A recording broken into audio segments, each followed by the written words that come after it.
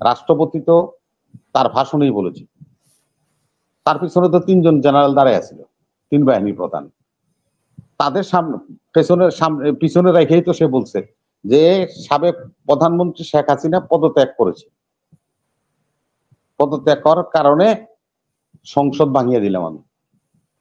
উনি তো এটা ওপেন স্পিচ বলছে, এটা নিয়ে আবার আপনি দেখবেন, শুনবেন, আপনার দেখাইতে দিব। আপনি কে? নাপিতেরপুর, এখানে তো আমার এই ছাত্র অধিকার পরিষদের লোক আছে, আর আমার পয়লা তো দোল্লভাই রিজভিরে, আমির খসরু মাহমুদ রে, আমাদের এই মজনুরে, আমাদের আমিনুল রে, আমাদের রবিনকে, আমাদের এই নীরবকে তো গ্রেপ্তার হইলাম তো আমরা, জেলে গেলাম তো আমরা ভাই। তো ভাই সব খুব কি বিএনপি লয়ে আছেন, সবকিছু বিএনপি দিয়ে করতে হবে। এখনো আপনারা ওই বিএনপি নিয়ে পেশাবেশি করতেছেন। বিএনপি পেশাবেশির ধার ধারে না, এটা 50 বছরের রাজনৈতিক দল। আপনাদের পাশের রুমে নুরুল হক নুরুরে পাও সিলিং এর সাথে বাইন্দা, ফ্যানের সিলিং এর সাথে বাইন্দা ওরে পিটাইতেছে, আর আপনারা বসে হারুনের লোকে ভাত খাইছেন। ওই দিনই আপনাদের সকল মর্যাদা ভুলুণ্ঠিত হয়ে গেছে। লেখা দিছে সে কাগজ পড়া শুনাইছেন। অতএব রাজনীতি করার অধিকার আপনাদের নাই। আমি শুরুতেই স্মরণ করতে চাই সে সমস্ত শহীদ যারা আমাদেরকে রক্ত দিয়ে একটা নতুন স্বাধীনতার স্বাদ গ্রহণ করার সুযোগ করে দিয়েছিল। তাদের আত্মার প্রতি আমি মাগফিরাত কামনা করি। এবং সদ্য আপনারা জানেন গোপালগঞ্জে একটি মর্মান্তিক ঘটনা ঘটেছে। আমাদের স্বেচ্ছাসেবক দলের কেন্দ্রীয় নেতা এবং বাংলাদেশ ক্রিকেট অ্যাসোসিয়েশনের আম্পায়ার দিদার নিহত হয়েছেন হাসিনা রিজমের কাছে। সাথে আরো একজন অনেক আহত হয়েছেন আমাদের স্বেচ্ছাসেবক দলের কেন্দ্রীয় কমিটির সভাপতি জিলানি, তার স্ত্রী, মহিলা দলের সভানেত্রী গোপালগঞ্জের সহ অনেকে। আমি তাদের দ্রুত সুস্থতা কামনা করছি। এবং এই স্বাধীন রাষ্ট্র গোপালগঞ্জ থাকতে কেন এই রিজমের বড় নেতা হাসিনা দিল্লি গেল আমি বুঝতে পারিনি। মনে হয় সে কাউন্ট করতে পারেনি, বুঝতে পারে নাই যে গোপালগঞ্জ স্বাধীন থাকে, তাইলে মনে হয় ও যাইতো না পালায়, গোপালগঞ্জে যাইতো, দিল্লি যাইতো না। যাই হোক, আমি আরো আপনার বিষয়ে আসি, যেটা আজকে নাজমুল ভাইয়ের কাছ থেকে আশা করছিলাম। উনি আর ওই জায়গায় যান না, এখন দূরে সুরে কথা বলে। আজকে একটা কিন্তু এই স্বাধীনতার পরে কিন্তু আমরা একটা বিজয় অর্জন করেছি। সেই বিজয়টা হলো আমেরিকা সবসময় ভারতের চোখে বাংলাদেশকে দেখত, এখন কিন্তু আমেরিকার ভারতের চোখে বাংলাদেশকে দেখে না।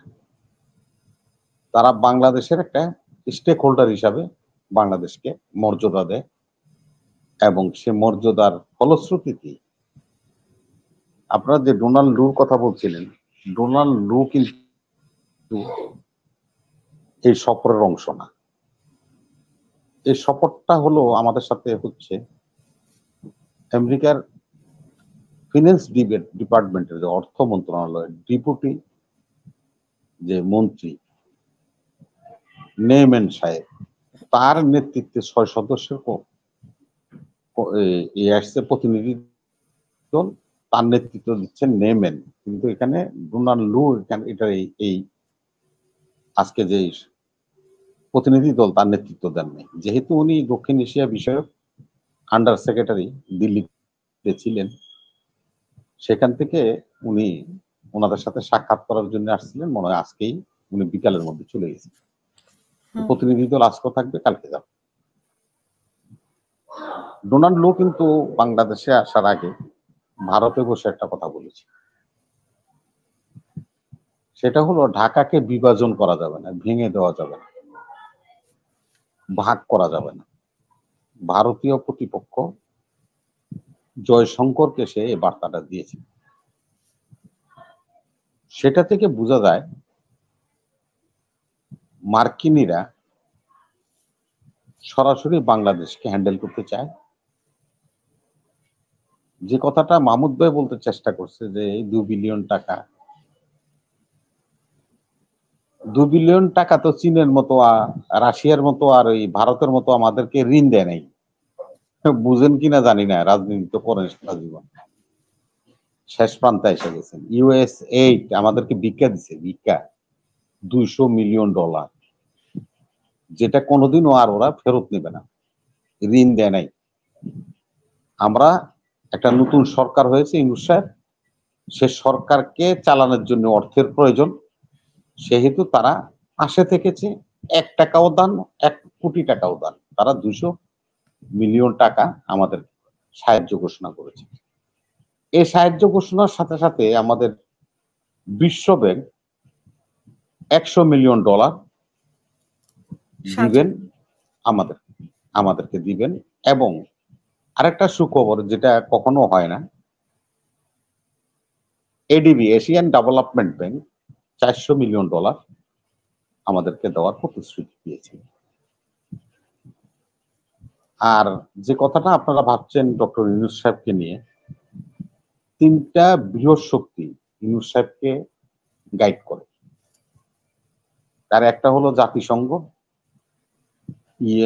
নেশন, আরেকটা হলো ইউরোপিয়ান ইউনিয়ন, ব্রিটিশ সহ এবং আমেরিকা। তারা সরাসরি এই সরকারকে সমর্থন করে। এই সরকার লেজিটিমেটি নিয়ে আপনার কথা উঠতে পারে, যেটা নাজমুল ভাই বলেছেন।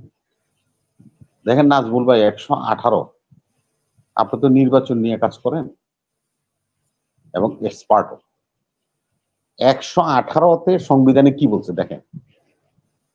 সংবিধান বলতেছে যে সংবিধানের 118 ক্লজ 6, কোন নির্বাচন কমিশনার রাষ্ট্রপতিকে উদ্দেশ্য করিয়া স্বাক্ষরযুক্ত পত্রযোগে স্বীয় পদ ত্যাগ করিতে পারিবেন। যদি এটা হয় তাহলে সংবিধান কি লঙ্ঘন হয়েছে? 118(6) যারাতে আপনার দেখেন সরাসরি এই কথাটা লেখা আছে। সেহেতু আওয়াল কমিশন এবং তার সাথে সহকারী যারা আছে নির্বাচন কমিশনার, রাষ্ট্রপতি বরাবরে নির্বাচন কমিশনের প্যাডে পদত্যাগ পত্র দিলেই এনাফ। এই পদত্যাগ পত্র নিয়ে আজকে কয়দিন খুব গন্ডগোল হচ্ছে হাসিনা। হ্যাঁ, পদত্যাগ পত্র দেখতে চাই অনেকেই। ইয়েস, এই যে একটা রাষ্ট্রের শিষ্টাচার আছে, আপনাদেরকে বুঝতে হবে। রাষ্ট্রের সবকিছু গোপনীয়তা আছে রাষ্ট্রের। দেখেন এই যে আমাদের মন্ত্রীরা, এমপিরা যে ওত পড়ে, সে ওত পড়ার 2টা পার্ট আছে। একটা পার্ট হলো সংবিধানকে রক্ষা করার জন্য আমি ওত পড়তেছি, আরেকটা পার্ট হলো যে আমি গোপনীয়তা রক্ষা করার জন্য আরেকটা পার্টে সংবিধানে ওত পড়তে হয়, শপথ পড়তে হয়। এই জিনিস কেউ কারো কাছে প্রকাশ করতে পারবে না। আমি রাষ্ট্রের গোপনীয় বিষয় কারো কাছে প্রকাশ করতে মনে হয় যে এই পদত্যাগ পত্রটা গোপন পত্র। ইয়েস, এটা বিশাল ম্যাটার। আপনি বলেন কি এরশাদ পদত্যাগ করেছে, আপনি দেখছেন পদত্যাগ পত্র? এই খালেদা জিয়া হাসিনারা 3বার করে তত্ত্বাবধায়ক সরকার প্রধানমন্ত্রী হয়েছে, তারা যে চলে গেছে,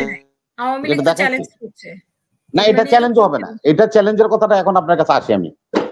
আমাদের সর্বোচ্চ ইনস্টিটিউশনকে, সংবিধানের গার্ডিয়ানকে, সংবিধানের গার্ডিয়ান হলো আমাদের সর্বোচ্চ আদালত, সুপ্রিম কোর্ট। গার্ডিয়ান এই আর সংবিধানের রক্ষককে, তাহলে আমাদের সংসদ। আমার যে গার্ডিয়ান, অভিভাবক এই সংবিধানের, তিনি নিজে ঘোষণা করে দিচ্ছেন এই সরকার বৈধ, অতএব এই সরকার নিয়ে কোনো প্রশ্ন উত্থাপন করা যাবে না। সর্বোচ্চ আদালত, হাইকোর্ট না, সুপ্রিম কোর্ট উইথ অ্যাপিলেটেড ডিভিশন, তারা এটা অলরেডি একটা বাটিক দিয়ে দিছে, এই সরকার সম্বন্ধে একটা সিদ্ধান্ত দিয়ে দিয়েছে। এখানে নতুন করে আলোচনার কোনো সুযোগ নেই। আর রাষ্ট্রের গোপনীয়তা কারো কাছে দেওয়ার অধিকার রাষ্ট্রপতির নেই। না, রাষ্ট্রপতিও ওই শপথটা করেছে যে রাষ্ট্রের গোপনীয় বিষয় আমি কারো কাছে হস্তান্তর, দেখানো বা বলা পোয়া আমি করতে পারবো না, তাহলে আমার শপথ ভঙ্গ হবে। তো রাষ্ট্রপতির কাছে আপনি যদি কোন যে হাসিনার পদত্যাগ পত্রটা দেখান, এটা রাষ্ট্রপতি দেখাতে পারবে না। রাষ্ট্রপতি তো তার ভাষণেই বলেছে তার পিছনে তো 3 জন জেনারেল দাঁড়ায় আছিল, 3 বাহিনীর প্রধান। তাদের সামনে পিছনে রেখেই তো সে বলছে যে সাবেক প্রধানমন্ত্রী শেখ হাসিনা পদত্যাগ করেছে, পদত্যাগ করার কারণে সংসদ ভাঙিয়ে দিলাম আমি।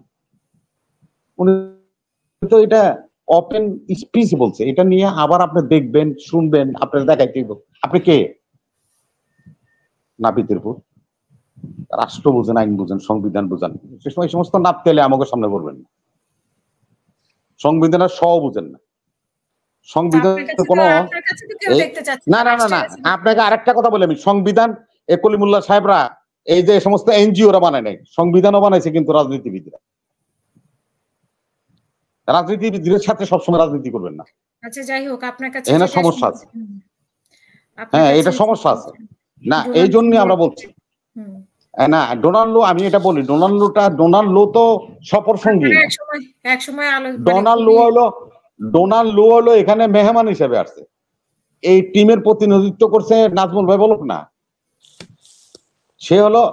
সে হলো নেম্যান। এই ডোনাল্ড লু সাহেবের চৌপরের মন্ত্রী।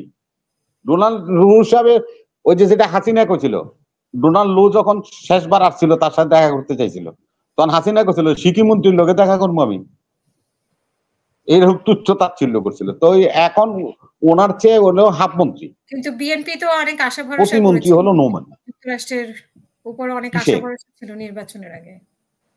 রাষ্ট্রের উপরে কিসে আশা ভরসা করবে? কি জন্য, কি কারণে? 17 বছর জেল কাটছি, জুলুম কাটছি, 700 মানুষ গুম হয়েছে, নেতা কর্মী আমাদের। এই আন্দোলন শুরু করছেন, ছাত্ররা আন্দোলন করে। এই যে এখানে তো আমার এই ছাত্র অধিকার পরিষদের লোক আছে।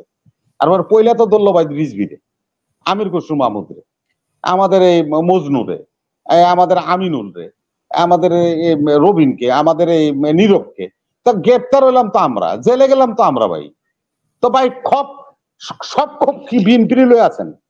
সবকিছু বিএনপি দিয়ে করতে হবে। এখনো আপনারা ওই বিএনপি নিয়ে পেশাবেশি করতেছেন। বিএনপি পেশাবেশির ধার ধারে না, এটা 50 বছরের রাজনৈতিক দল। মিস্টার হাসিনা আপনাকে আমি বলে দিই, এই মিস্টার কইছে এই জন্যই, যেখানে হলো পুরুষের জায়গায় নিয়েছে, ওই জায়গায় কইলে আবার হাসিনার লোক মিলে যায়। না না আপনাকে আমি বলি, শোনেন, শেখ মুজিবুর রহমান রবিবার আগে গেলে ইংরেজি চলে যায়। আমরা বিএনপি শুধু ভালো ভালো বলবো। না, আমি বিএনপি খারাপ, আমি বিএনপি নিয়ে কথা বলছি না, আমি এখন আপনার টপিকস নিয়ে কথা বলছি। বিএনপি বিএনপিতে বঙ্গোপসাগর ফেলাইবেন। আমি যেটা বলি সেটা শুনেন।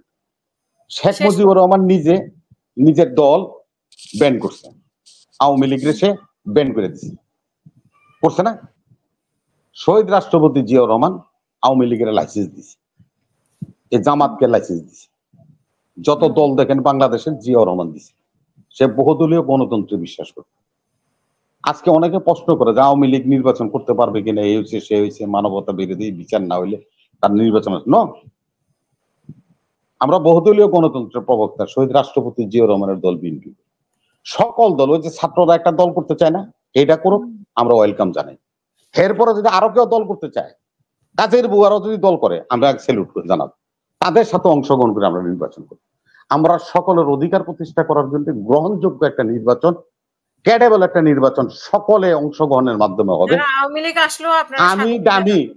আমি দামি শালি বউ দুলাভাই এই নির্বাচন আমরা চাই না। আমরা সোজাসুজি কথা, আমরা স্বাগত জানাই এই সরকারকেও, আমরা স্বাগত জানাই সবাইকে। আমাদের বক্তব্য হলো, আমি একটা দল করি, আমার আইডিওলজি আছে, আমার দলের নেতাকে সমালোচনা করার ক্ষমতা আপনার আছে। যখন আপনি দল করবেন, তাইলে কাউন্টার পার্ট হিসেবে আপনার সমালোচনা করার অধিকারও আমি নাগরিক হিসেবে আছে। আপনি ভাববেন না আপনি দাঁড়িয়ে একজন সম্বন্ধে যা ইচ্ছা তা বলে যাবেন, আপনার সমালোচনা কেউ করতে পারবে না। আপনি হুয়াক্কা হুয়া কবেন, আর লোকজন বাইরে এসে আমার পিটাইব, এটা ভুলে যান। এই সময় পার হয়ে গেছে। সেই তো বলি, কেউ কৃতিত্ব নিয়ে বড়াই করবেন না। এই 17 বছর মায়ের খাইতে খাইতে এখানে আমরা আসছি।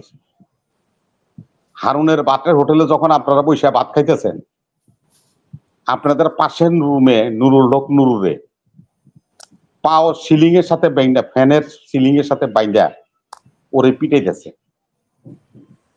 আর আপনারা বসে হারুনের লগে ভাত খাইছেন। ওই দিনই আপনাদের সকল মর্যাদা ভুলুণ্ঠিত হয়ে গেছে। লেখা দিছে সে কাগজ পইরা শুনাইছেন। অতএব রাজনীতি করার অধিকার আপনাদের নাই। কেন নাই? যারা নাকি ভয় পায়, ভীতু, যারা অন্যের দ্বারা প্ররোচিত হয়,